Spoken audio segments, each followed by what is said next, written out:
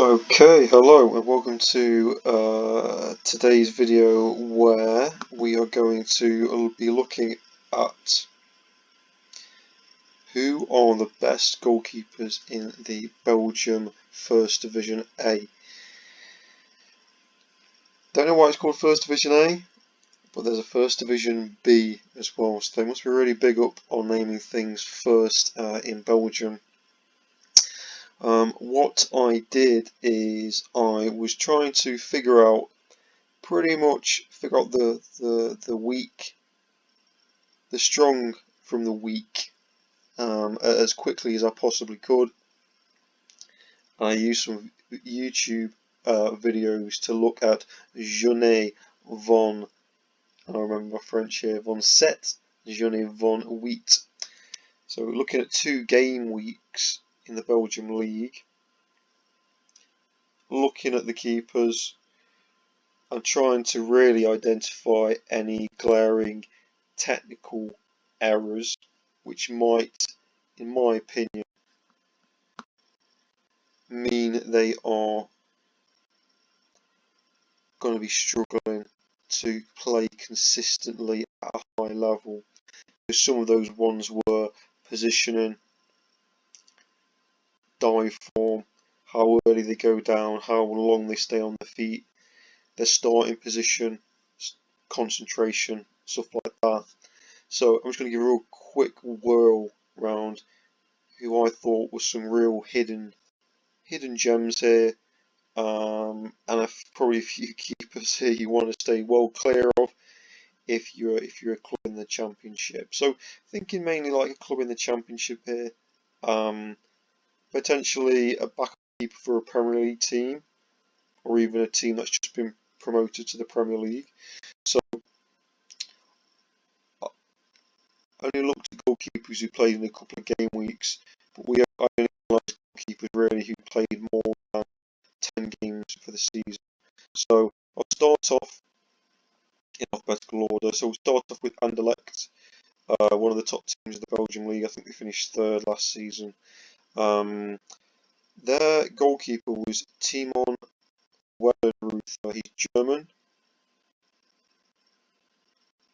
He's 25, and according to Transfer Market, he's worth £1.3 million. It's not like I'm pimping him up for an episode of Blind 8, but he's actually their backup keeper, the main goalkeeper, who was pretty much one of the outstanding goalkeepers of earlier in the season. The previous season got injured, and this Timon Wellenreuther came in.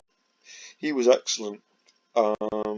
He got ranked as the top keeper in the Belgium First Division. He was really excellent. So his positioning excellent. He stood well. He didn't dive until the ball was struck, and relied on his positioning and anticipation to make his shots. Also, his starting position was very good, and he's also the main difference between him and some of the other goalkeepers. He's very athletic as well. So yeah, he was brilliant. He did make one very bad mistake in his first game against Beerschot, I think, but it was just what I call a mistake. It was a slight lack of concentration. On its own, I'm not too concerned about it. It wasn't a technical error, which is something which is a lot more difficult to correct. So yeah, he was pretty much our best keeper. An absolute bargain at £1.3 million. I'd advise any Premier League club, probably outside the top 4, to go for him as a backup keeper, because I think he could be really, really strong. He's only 25 as well. We've got Jean Boutet. So didn't actually analyse him because he wasn't actually playing for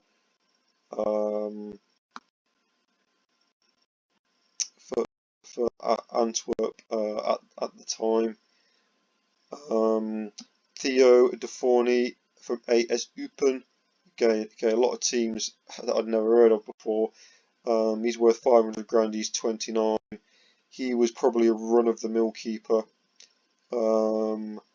First game he was pretty solid. Second game he went down too early on a couple of occasions. So he was moving before the ball had been struck.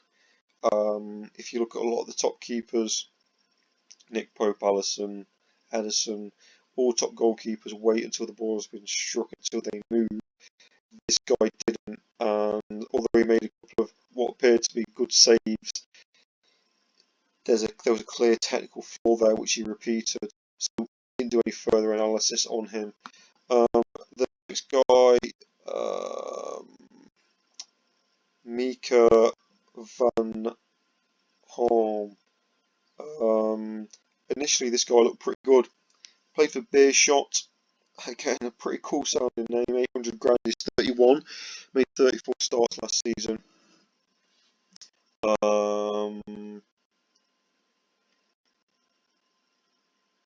Yeah, he was Mr. Beardy, I think, and he didn't really know what he was doing when the ball was a long way away from him. So his positioning wasn't particularly great. He had some poor decision making. He was diving early on a few shots. As I say, definitely not a keeper you want to be buying for a championship club. Thomas Didion. Again, a common trait of some of the mid-level keepers here was diving too soon, relying on anticipation to make shots which exposed too much of the goal, unfortunately. So, yeah, wasn't really too sure about him. £1.7 million compared to Timon Wellenruth, who's £1.3 million. Absolutely no difference going through with a massively better goalkeeper. Probably name that a lot of people will have heard of, Simon Mignolet. Played for Club Bruges. They won the title by a canter, really. £8 million, very experienced. Other players, but obviously played for Liverpool in the Champions League, and almost winning the title with them under Brendan Rodgers. So yeah, he's really, really strong. To be fair though, over 3 games you didn't actually see a lot of him. Club Brugge didn't actually do a lot, but very solid. And you probably expect him to be the actual top goalkeeper in the league, even though the analysis didn't really demonstrate it. Hervey Coffey plays for XL Muscon. 2.4 million quid. You can sort of see why he's maybe ranked. He's rated kind of highly at 2.4 million quid. He's only 24. He is very athletic. Made some really outstanding saves, but his overall consistency of form was quite all over the place. His starting position was a problem, possibly due to having quite a poor defence in front of him. But he was able to make a decent save occasionally. However, in the second game, we looked at him. He did make a very large positional error, and because he'd made 2 sort of bad positional errors, we didn't do any further analysis on him. So we got him down as being one of the worst keepers in the league. Pretty much a rough diamond, but I don't think you can really work on him too much. A notable mention, Danny Vukovic, a mainstay for Genk, who finished 4th. He's 36, and I think he was retiring at the end of the season, so he got replaced by another keeper later on. So we haven't actually got any analysis on him, but he's probably a decent keeper. The next one, Sinan Bolat. Another beardy guy, not as bad as the big beardy guy. He played for Ghent, who finished about 8th, if memory serves. He's a couple of million quid, so I think he's kind of fairly highly rated in the Belgian First Division. He was okay. So he stood on his feet quite well. He wasn't committing early. There was some questionable positioning for one of his goals, which seemed quite strange. So on that note, we didn't look at him any further, but I reckon he's probably about the 5th or 6th best keeper in that league. Marko Ilic plays for Kortrijk, if I've pronounced that right. He's 23, 800 grand. Yeah, he's solid.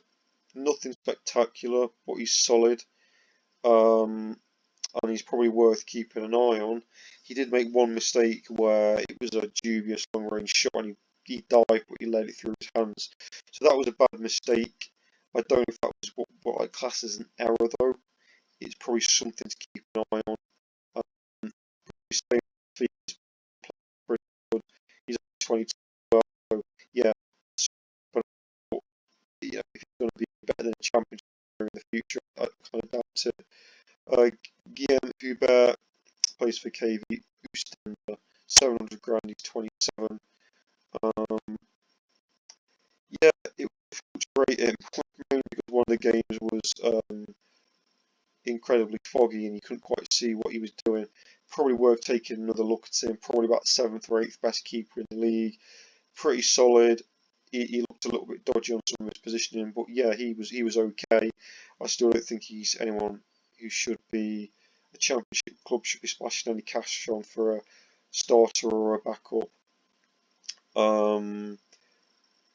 Gelton Duke again.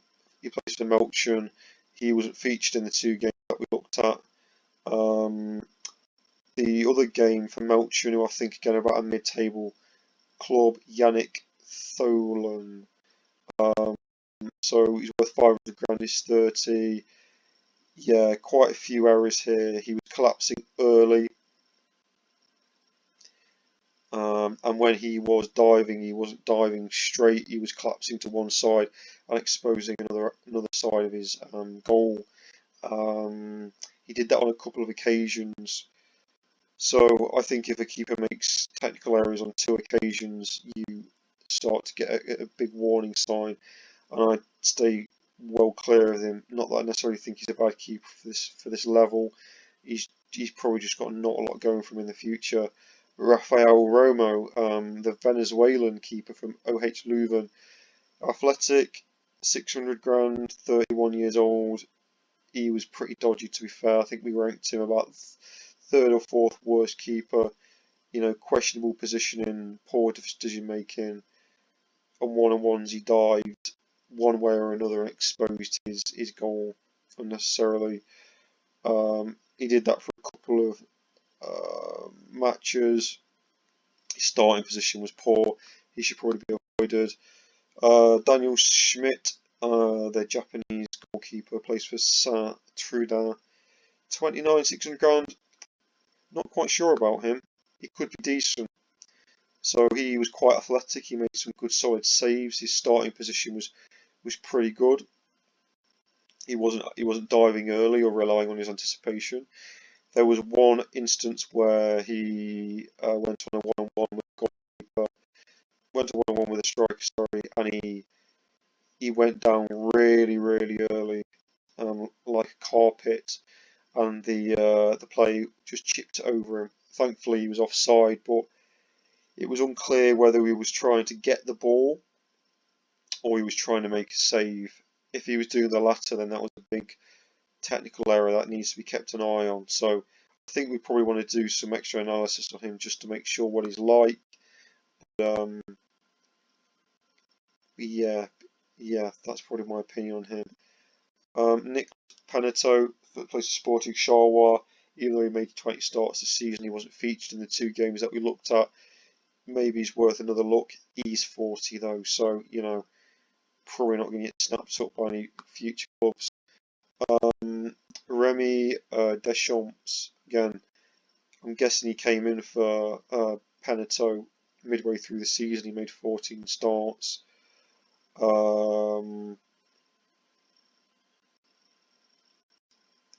This is the guy who used to play for Paris Saint-Germain. I think they signed him for about 600 grand in 2019. One of the best keepers, really promising. He was really solid. He was a smart keeper as well. Excellent positioning, good starting position. Stayed on his feet. I didn't dive until after the shot was taken.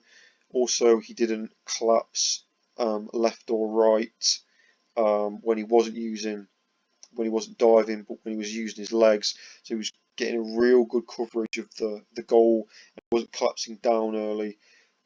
He did make one slight handling error, which is something to keep an eye on. But pretty much every keeper, apart from Mignolet, made some sort of slight error. But yeah, he's quite athletic as well, so he's probably in a running for Timo Wellenreuther from Anderlecht as one of the best keepers. He's 24, he's 800 grand. I think he's got a lot of potential. You know, probably championship clubs should be keeping an eye on him. Okay, this is an interesting guy, Arnaud Odar, the Standard Liège goalkeeper. So Standard Liège finished fourth. I think they were in Europe, the Europa League last season. They were pretty good. He was their mainstay. He's 23, rated highly. You know, his value is 4.8 million pounds on the transfer market. So he's one of the highest rated keepers. But he was really poor in the two games. His starting position was poor. He made a handling error to let in a free kick, which wasn't necessarily bad by itself, but looking at the next game he played in, he committed himself way too early on a one-on-one, and that exposed his near post and actually caused a goal. He let in another long-range shot, and then also on another one-on-one, he went down like a carpet, and the player was just able to chip it over really easy. Really, in that game, I think they lost 3-1, and he was culpable for all three goals. So I had down as possibly the second worst goalkeeper. So yeah, any scouts stay well clear of Arnold Bodart. Unfortunately, even though he's probably a young and highly rated goalkeeper, he was nowhere near as good as the Charleroi keeper Remy Deschamps or Wellenreuther from Anderlecht, who are both much cheaper. Nordin Jackers, we only got to see one game of him. So he's playing for Waasland Beveren, who I think finished second from bottom. He's 800 grand, he's 23. He was decent. He was solid, he was athletic. Probably need to look at him again. Just something to keep an eye on. Probably in the top maybe 6 or 7 keepers in the league. And then finally, Lewis Boston from Zulte Waregem. Again, he was, we had him down as the third best keeper. Mainly for the same reasons that we rated the other keepers, so Deschamps and Wellenreuther highly. He had a really good body position. His positioning was good. He didn't commit until the shot was taken. He made sure he tried to get himself in positions where he could use his legs rather than diving, which I think is a really good sign of a good goalkeeper. A little bit like Nick Pope. His next game he was very solid, although he made one slight error. I'm not sure if he committed early or slipped, but it was uncharacteristic of the rest of his games. I'll probably give him the benefit of the doubt. But yeah, he kept his angles well, stayed up, didn't collapse left or right when he was trying to save the ball with his feet. That's a common mistake that Jordan Pickford makes, which gets overlooked by some pundits sometimes. So yeah, pretty much what I'd advise if I was just some recommendations. If I was a team like in the Premier League, like Arsenal, they've been looking at quite a lot of money for a backup keeper. You know, you're talking they're looking at almost 15-20 million pounds for players. I would definitely go for Timo Wellenreuther. I think he's a really good goalkeeper, and I think if clubs give him a chance, he could be a established Premier League goalkeeper in the future. I thought he was really excellent. What will happen with this though is with the best keepers that we've established, we will look at them in more detail over 5 to 6 games, and then complement that with looking at some extended highlights as well. So Tim Wellenreuther was probably the best goalkeeper. I mean, we take Mignolet out of the equation because we know about it. Second probably best keeper was Remy Deschamps of Charles. I personally think that any team in the Belgium league, so any of the top teams, so Standard Liège, um, probably, maybe even Genk. Yeah, Genk have just lost their goalkeeper, so I would say Genk and Liège should be going in for Remy Deschamps. I think he's a really strong goalkeeper. Also, I think he's probably at a level where he could play at a decent championship club. 800 grand isn't a lot for a pretty decent goalkeeper, and I think he'd probably progress quite well. And in a few years' time, he could be playing possibly at a lower level Premier League team. Um, they're the real two goalkeepers I think who have got real potential that we looked at. Lewis Boyston, you probably want to have a bit more of a look at him. I don't think he's quite as good as the other two goalkeepers that I mentioned. Maybe stick him in as a championship goalkeeper, a low-level championship goalkeeper, and see how he goes. He is 27, so he's probably coming to his prime. Yeah, I try him out. So yeah, they're the three keepers to really keep an eye on. The ones to avoid at all costs is Arno Bodar, who was just very, very poor, consistently making positional and technical and tactical errors, which in the long run will catch him out, even though he might make some catching saves. Another guy, Rafael Romo, again some eye-catching saves, but poor positional play and some poor technical play. Yeah, I think they're the sort of main things to keep an eye on. So yeah, I hope you enjoyed that. If you'd like me to do a review of any other European leagues to identify some good keepers, please put it in the comments below. Thank you.